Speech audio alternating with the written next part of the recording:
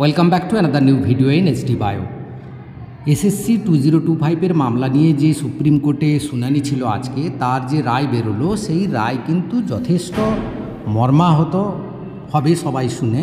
কারণ এই রায়ে শুধু নতুনরা নয়, কিছু এক্সপিরিয়েন্স টিচার যারা রয়েছেন তাদের জন্য এই রায় কিন্তু খুব একটা ভালোর দিকে গেল না, প্রথম কথা। এবং যে রায় দিল তাতে কিন্তু যারা মামলাকারী তারা তো অসন্তুষ্ট হলো, এবং তাদের মধ্যে শিক্ষকও ছিলেন। এবার তাহলে কি ডিভিশন বেঞ্চে যাবে না কি করবে? কারণ কোনো দিক দিয়েই কিন্তু সুরাহা হয়নি। কলকাতা হাইকোর্টের ডিভিশন বেঞ্চের যে রায় ছিল সেই রায় পুরোপুরি বহাল থাকলো।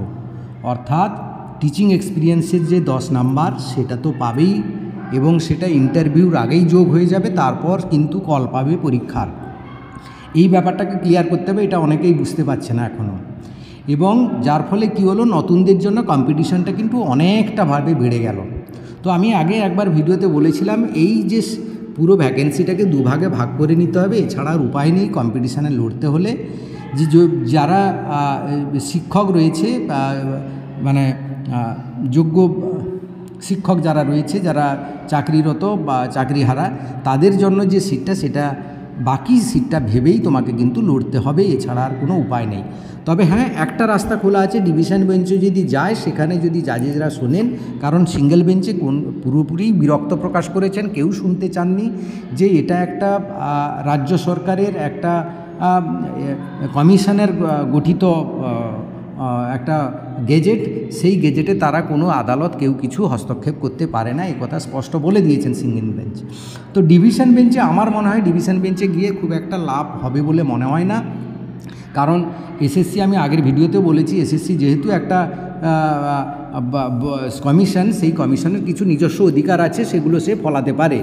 এবং সেই ফলানোটা, যার ফলে নতুনরা তো এখানে ভুগতে হচ্ছে, বা যেটা হাইকোর্টের সিঙ্গেল বেঞ্চ যেটা মেনে নেয়নি, সেটা কিন্তু ডিভিশন বেঞ্চ মানলো এবং সুপ্রিম কোর্টও মেনে নিল। তো কোর্টের উপরে তো কেউ আমরা নই, তো এটাকে মেনে নিয়েই আমাদের এগোতে হবে। নতুনদের জন্য আবার বলছি, কম্পিটিশানটা যথেষ্ট বেড়ে গেল। কারণ এমনি 10 নাম্বার তো টিচিং এক্সপিরিয়েন্সে, সেটা তো গেলই, তার সঙ্গে সঙ্গে ইন্টারভিউ এবং টিচার লেকচার ডেমনস্ট্রেশন, এই যে 10, 10, 20, 30, টোটাল 30 নাম্বারের কিন্তু হার্ড কম্পিটিশান হবে। সেখানে সরকার বা এসএসসি চাইবে যারা যোগ্য টিচার রয়েছে তাদেরকে নিয়ে নিতে, তারপরের ভ্যাকেন্সিগুলো কিন্তু যারা ভালো মার্কস পাবে একাডেমিকে বা রিটিনে, যারা ভালো মার্কস পাবে তাদের কিন্তু তারা কিন্তু চাকরি পাবে। তাই যারা অন্তত রিটিনে 50 মার্ক নিয়ে টার্গেট নিয়ে চলো, তোমরা কিন্তু অবশ্যই চাকরিটা হাতের নাগালের মধ্যে পাওয়ার একটা সম্ভাবনা থাকবে। তো এই ছিল আজকের ভিডিওটা ভালো লাগলে লাইক করে বন্ধুদের শেয়ার করে দিও, চ্যানেলে নতুন হলে চ্যানেলটা সাবস্ক্রাইব করে দিও। Thank you for watching.